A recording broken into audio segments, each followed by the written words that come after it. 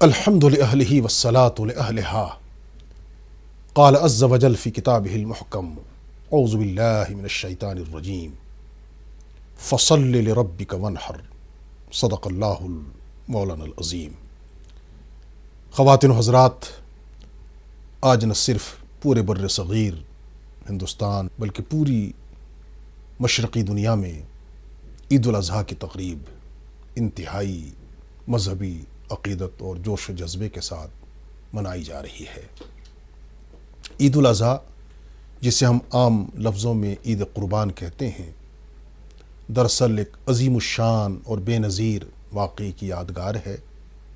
اگرچہ قربانی کی تاریخ اتنی ہی قدیم ہے جتنی انسانیت کی تاریخ قدیم ہے۔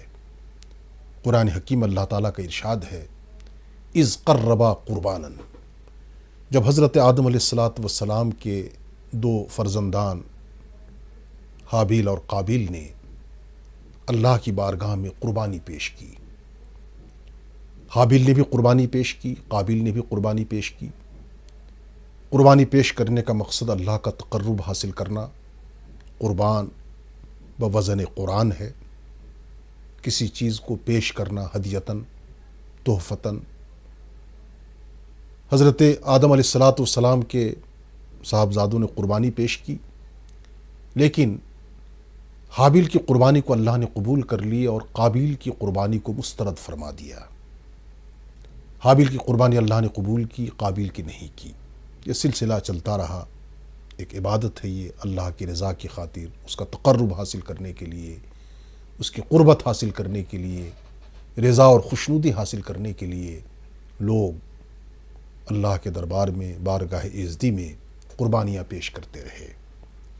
لیکن آج کی قربانی، جس کا تسلسل اور تاریخ حضرت جد الانبیاء سیدنا ابراہیم علیہ السلام اور آپ کے فرزند ارجمند نور نظر لخت جگر حضرت ابراہیم کے فرزند حضرت اسماعیل ذبیح اللہ کے ساتھ ملتی ہے، اور یہ تاریخ صدیوں پرانی ہے۔ دنیا جانتی ہے کہ حضرت ابراہیم خلیل کی شخصیت کیا ہے، ان کی قربانیاں کیا ہیں، ان کا مقام کیا ہے۔ اللہ کے وہ خلیل ہیں اور ملت حنیف کے بانی ہیں، رسول کائنات صلی اللہ علیہ وسلم کے جد امجد ہیں، بلکہ خود رسول پاک صلی اللہ علیہ وسلم حضرت ابراہیم کی دعاؤں کا نتیجہ اور ثمرہ ہیں، جب انہوں نے دعا کی تھی کہ پروردگار میری ذریت میں، میری اولاد میں آپ امام الناس کو بھیجیے، امام الانبیاء کو بھیجیے۔ تو دعائے خلیل و نوید مسیحا رسول کائنات صلی اللہ علیہ وسلم کی ذات ہے۔ حضرت ابراہیم خلیل کی پوری زندگی ابتلا اور آزمائش سے دوچار، قدم قدم پر اللہ نے ان کا امتحان لیا، اور ہر امتحان میں وہ 100% نمبرات سے کامیاب ہوئے۔ توحید کی دعوت کی بات ہو، شرک کے ابطال کی بات ہو، اپنے والد سے لے کر اس وقت کا جو معاشرہ ہے، سماج ہے، یا وقت کا حاکم ہے نمرود، اس کے دربار تک توحید کی دعوت پہنچانا، یہ حضرت ابراہیم علیہ السلام ہی کا دل گردہ ہے۔ اور یہی وجہ ہے کہ علامہ اقبال فرماتے ہیں کہ براہیمی نظر پیدا بڑی مشکل سے ہوتی ہے، براہیمی نظر پیدا بڑی مشکل سے ہوتی ہے، ہوس چھپ چھپ کے سینے میں بنا لیتی ہیں تصویریں۔ موحد اعظم ہیں حضرت ابراہیم خلیل، اور انہی قربانیوں کے نتیجے میں اللہ تعالیٰ نے انہیں خلت کا مقام عطا کیا ہے، اللہ کے خاص دوست، ایک خاص اعزاز ان کا ہے، ایک اہم مقام ہے۔ حضرت ابراہیم علیہ السلام کے حوالے سے ایک بات اور عرض کرنا ضروری ہے کہ وہ کئی چیزوں کے موجد بھی ہیں، بانی بھی ہیں، اور کئی چیزیں ان کی ذات کے ساتھ جڑی ہیں۔ مثلا حدیث میں آتا ہے کہ سب سے پہلے دنیا انسانیت میں حضرت ابراہیم علیہ السلام کے بال سفید ہونا شروع ہوئے۔ ایک صبح وہ اٹھے، شاید آئینے پہ نظر پڑی ہوگی، دیکھا کچھ بال سفید ہو رہے ہیں۔ انہوں نے گھبرا کر اللہ سے عرض کی، باری تعالیٰ یہ کیا ہے؟ ما ھذا؟ اللہ کی طرف سے الہام ہوا، وحی آئی کہ ھذا وقار، یہ تمہارے وقار کا سبب ہے، تمہارے لیے عزت کا سبب ہے۔ تو جب اللہ نے یہ فرمایا کہ تمہارے لیے بال سفید ہونا عزت کا ذریعہ ہے، تو عرض کی اللہم زدنی وقارا، باری تعالیٰ میرے اس وقار کو اب مزید زیادہ فرمائیے، اس میں بڑھوتری کر دیجئے، اضافہ کر دیجئے۔ تو روایات میں آتا ہے کہ پھر آپ کے بال آہستہ آہستہ سارے سفید ہو گئے۔ چنانچہ آج ہم دیکھتے ہیں عملاً جس کے بال سفید ہو جاتے ہیں اس کا احترام ہوتا ہے سماج میں، معاشرے میں، سوسائٹی میں۔ صاحب بزرگ آ گئے، عمر رسیدہ شخص ہیں، ان کے لیے کرسی چھوڑی جاتی ہے، جگہ چھوڑی جاتی ہے، ان کا احترام دل و دماغ سے کیا جاتا ہے۔ تو ایک تو بال سب سے پہلے انسانی تاریخ میں حضرت ابراہیم علیہ السلام کا سفید ہوا۔ دوسرے، وہ مہمان نوازی کی روایت انہوں نے قائم کی۔ اسلام میں مستقل اس کی اہمیت ہے۔ صحیح بخاری شریف کے اندر حدیث ہے کہ جو شخص من آمن باللہ والیوم الآخر، جو اللہ پر ایمان رکھتا ہے، آخرت کے دن پر ایمان رکھتا ہے، فلیکرم ضیفہ، وہ اپنے مہمان کا احترام کرے، اس کا اعزاز کرے، اس کی عزت کرے، حیثیت کے مطابق اس کی تواضع کرے۔ تو اس کے بھی جو موجد اور بانی ہیں حضرت ابراہیم خلیل علیہ السلام ہیں۔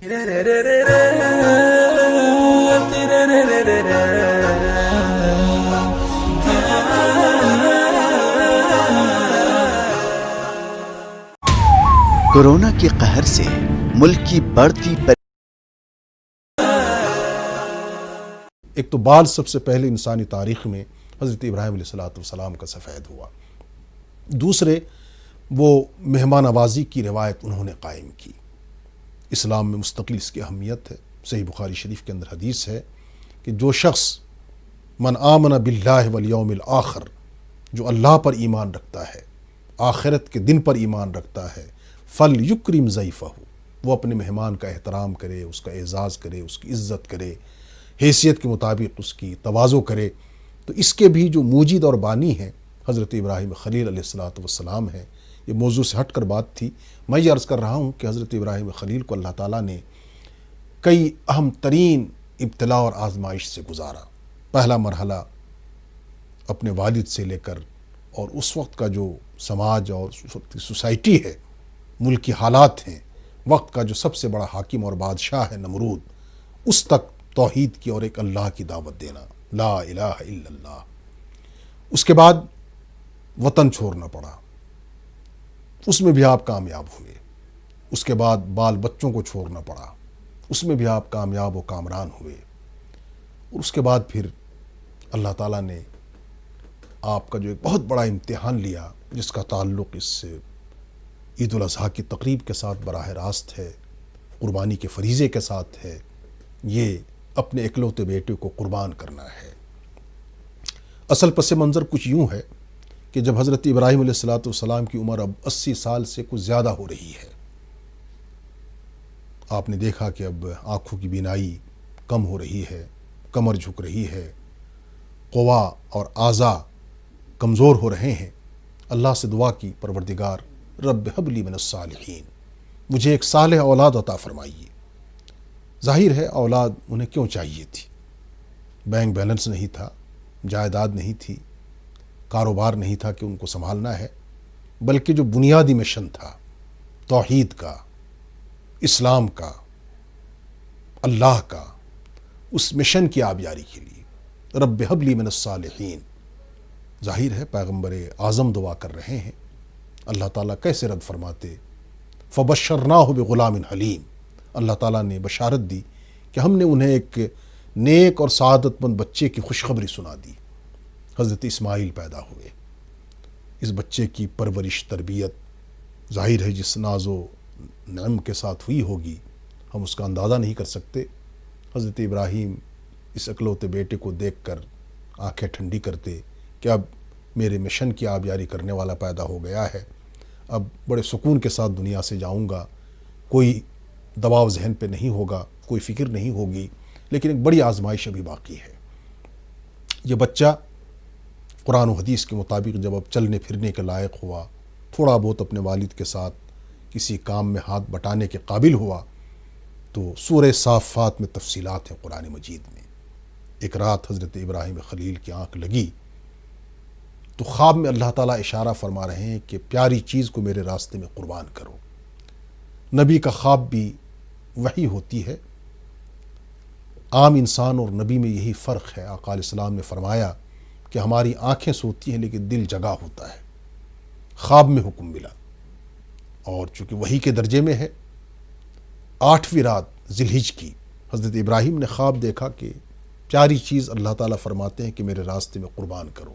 صبح ہوئی، کچھ پوزیشن کلیئر نہیں تھی، تصویر واضح نہیں تھی، حضرت ابراہیم نے اونٹ اللہ کے راستے میں قربان کیے۔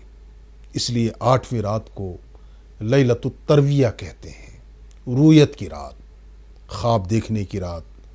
لیکن چونکہ تصویر واضح نہیں تھی، 9ویں رات کو پھر خواب میں یہی تاکید اور یہی ہدایت کہ پیاری چیز کو میرے راستے میں قربان کیا جائے۔ اس رات میں ایک طرح سے تھوڑی سی کلیئرنس ہو گئی، تصویر صاف ہو گئی، اس لیے اس رات کو لیلۃ العرفہ کہتے ہیں۔ عرفہ کے معنی پہچان لینا، معرفت، جان لینا۔ صبح ہوئی تو ذہن میں آیا کہ شاید بیٹے کو قربان کرنا ہے، لیکن ابھی پوری طرح ذہن واضح نہیں ہے کہ واقعی بیٹے کو ہی قربان کرنا ہے۔ مزید اونٹوں کو اللہ کے راستے میں قربان کیا۔ لیکن تیسری رات 10ویں ذی الحجہ کی رات جب پھر آنکھ لگی تو بالکل واضح الفاظ میں حکم آ گیا کہ اکلوتے فرزند کو قربان کرنا ہے۔ اس لیے 10ویں رات کو لیلۃ النحر کہتے ہیں۔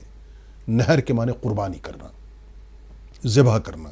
اب صبح ہوئی تو دنیا جانتی ہے، اور تاریخ میں یہ تفصیلات موجود ہیں، احادیث میں تمام تر تفصیلات ہیں، قرآن کی تفاسیر میں موجود ہیں۔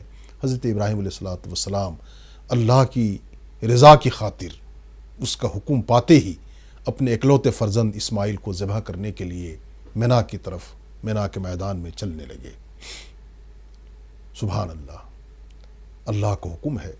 اس مرحلے پر شیطان نے ورغلانے کی کوشش کی۔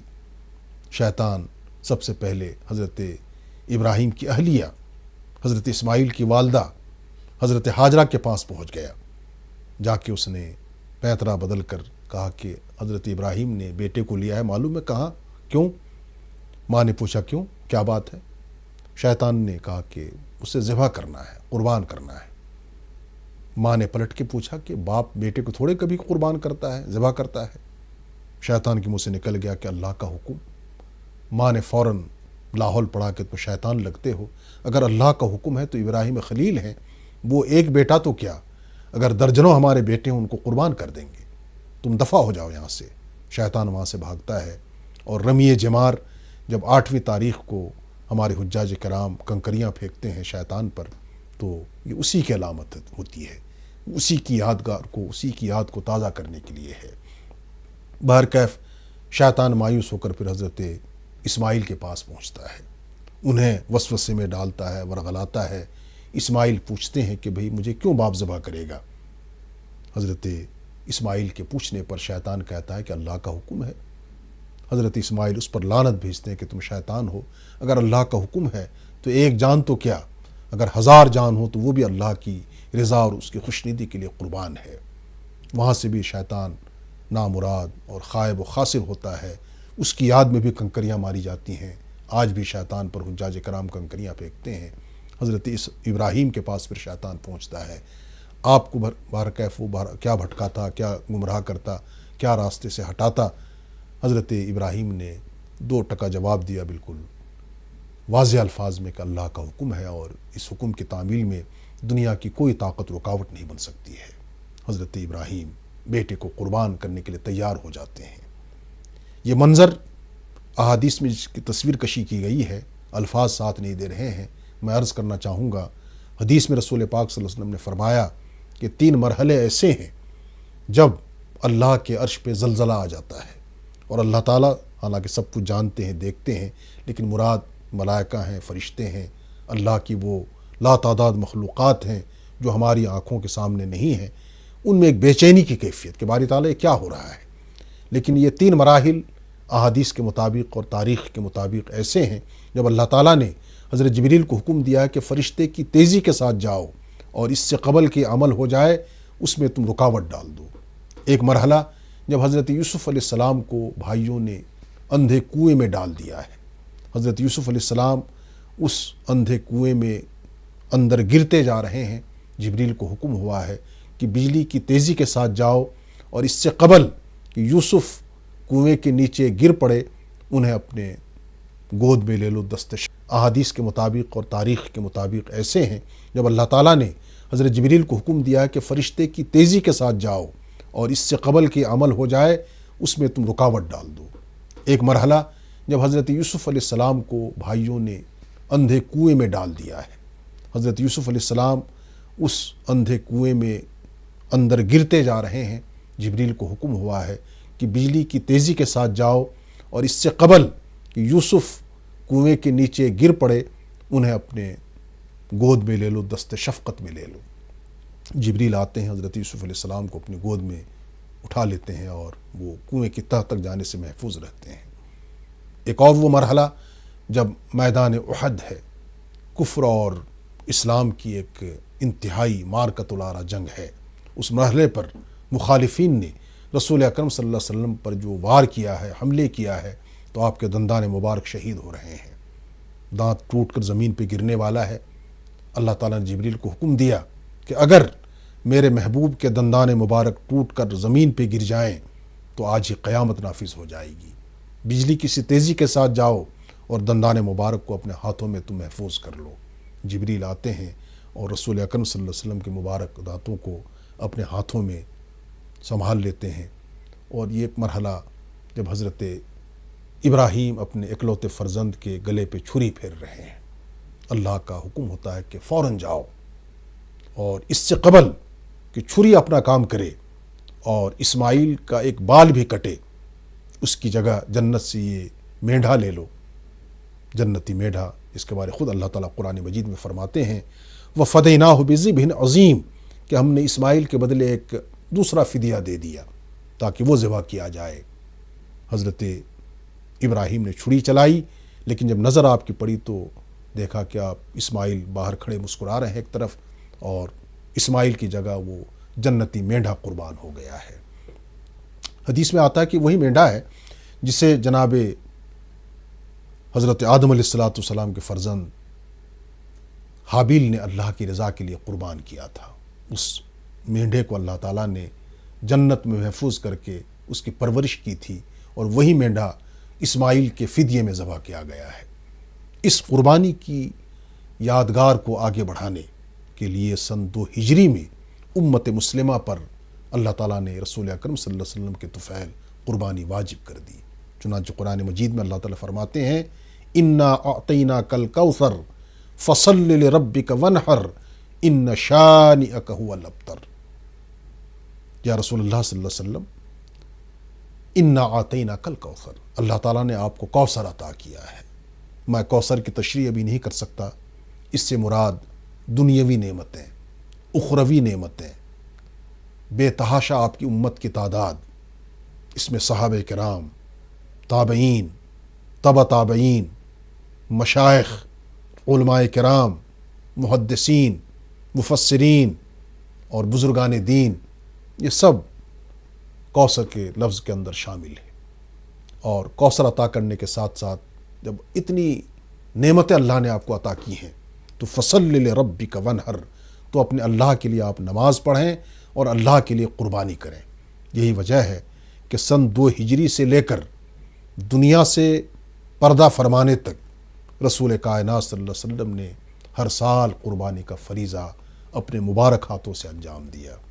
نہ صرف اپنی طرف سے قربانی پیش کی، بلکہ ایک قربانی بطور نفل تا قیام قیامت اپنی پوری امت کی جانب سے ہر سال آپ قربان فرماتے رہے۔ صحابہ کرام اس عمل کو کرتے رہے۔